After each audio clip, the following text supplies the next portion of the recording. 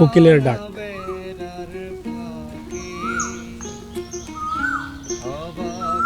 আমাদের পূর্বপুরুষরা কৃষক ছিলেন, শ্রমিক ছিলেন, থাকতেন মাটির কাঁচা ঘরে।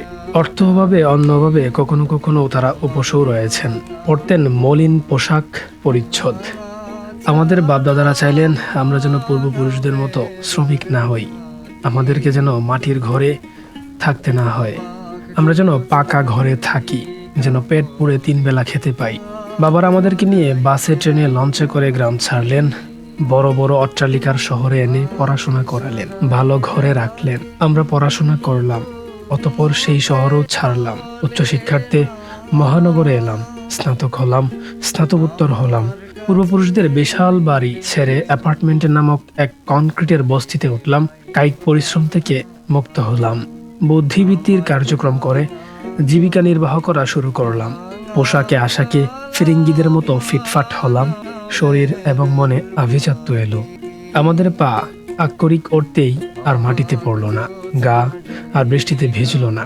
আমরা মাটির ঊর্ধ্বে উঠে গেলাম, বৃষ্টির ঊর্ধ্বে চলে গেলাম। সর্বোচ্চ স্মৃতিশক্তি প্রয়োগ করেও আমরা মনে করতে পারি না আমরা সর্বশেষ কবে মাটিতে হেঁটেছিলাম, কাদা পানি শরীর মেখেছিলাম, বৃষ্টিতে ভিজেছিলাম বা ঘাসের ছোঁয়া পেয়েছিলাম। এমনকি নিজের ফেলে আসা ঘরের ছাবিও আমাদের কাছে আর থাকছে না, আমাদের মিলছে না নিজের মালিকানাধীন ভবনের দুয়ারে একটু বসার সুযোগও। আজ কত শত মানুষ এই বাড়ির সামনে দিয়ে যাচ্ছে, অথচ আমরা একটাবার দেখি না সেই পুরনো বাড়িকে, একটাবার অনুভব করি না সেই আম গাছটাকে। বাড়ির সামনে আম গাছ, দাঁড়িয়ে আছে তাল গাছও, আরও ছিল নারকেল গাছ।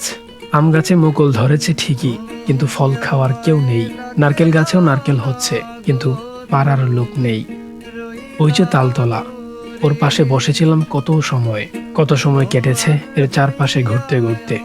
গ্রীষ্মের দুপুর, কাঁচা আমের গন্ধে মনটা ভরে যেত। এই আম গাছের নিচে বসে কত যে কাঁচা আম খেয়েছেন, মনে কি পড়ে না? প্রকৃতির পালা বদলে গাছে আমের মুকুল ধরছে, আম বড় হচ্ছে, অতঃপর পাকছে, তারপর সেভাবেই ঝরে পড়ছে। অথচ আমাদের সময় হয় না একটাবার আসার, এই পুরনো ভিটেমাটি একটাবার চেয়ে দেখার। এটি শুধু একটি বাড়ি ছিল না, একটা সময় এটি ছিল একটি পরিবারের আত্মার প্রয়াস বা এক টুকরো শান্তি। ভেতরের বিছানাটা আজ এলোমেলো অবস্থায় পড়ে আছে, অথচ এটাই প্রতিদিন সকালে সুন্দর করে গোছানো হতো। দরজায় তালা ঝোলানো, অথচ জানালাগুলো পড়ছে খসে খসে।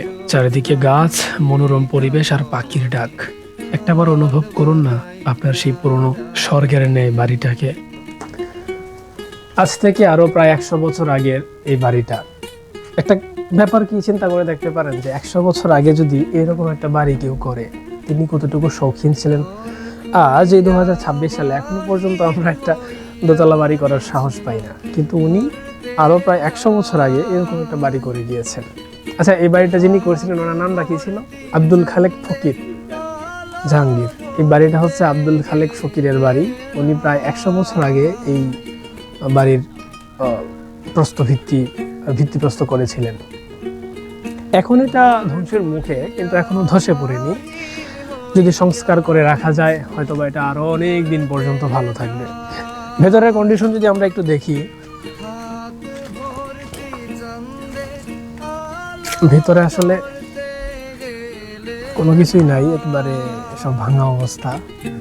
উপরেও দেখা যাইতেছে ভাঙে পড়ে যাবো এরকম একটা অবস্থা।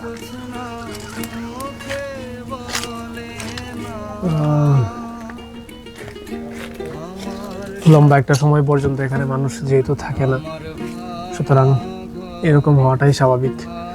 একটা বাড়ির যদি পরিচর্যা না থাকে,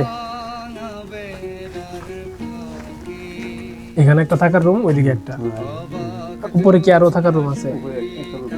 উপরে আরো একটা রুম আছে থাকা।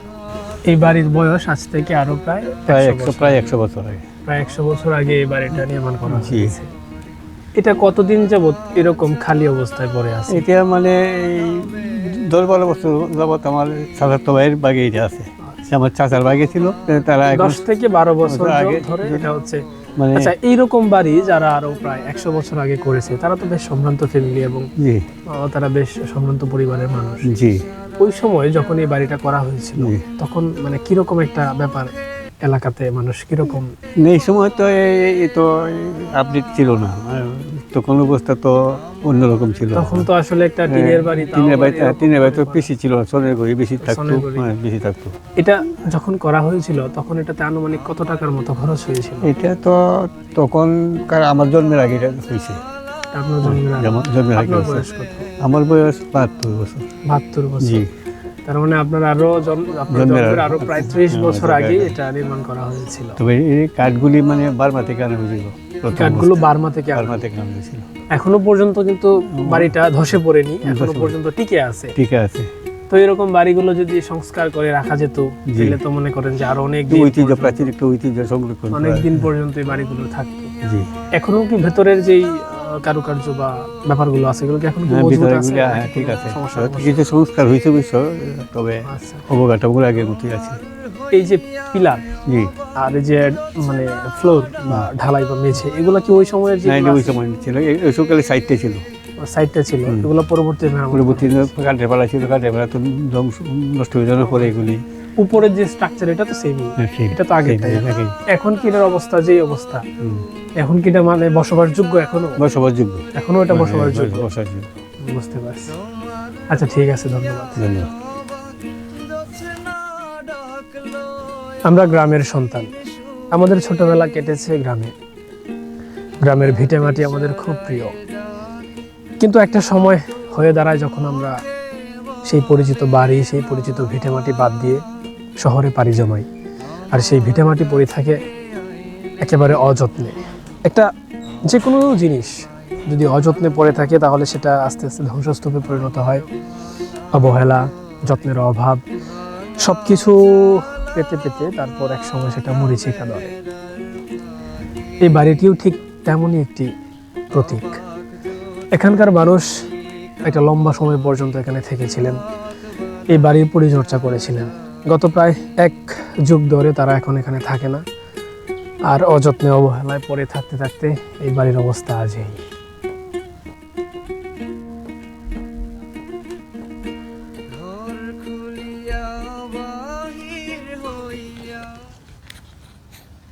কোকিলের ডাক।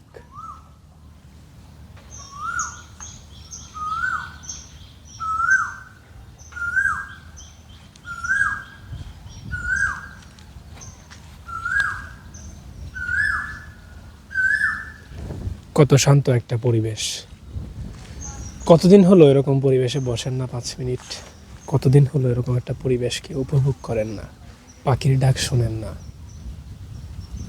বাতাসের ঝিরিঝিরি শব্দ আর কোকিলের ডাক, দুটার সংমিশ্রণ অন্তরকে একেবারে প্রফুল্লিত করে দেয়। আবার কোকিলের ডাক,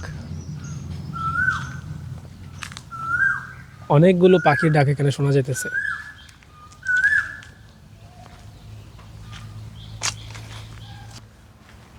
আমার ভাঙা ঘরের ভাঙা চালা, ভাঙা বেড়ার ফাঁকে,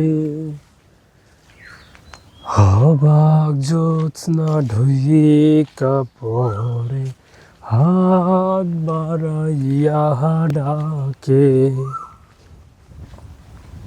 কোকিল, কোকিলের মিষ্টি স্বর।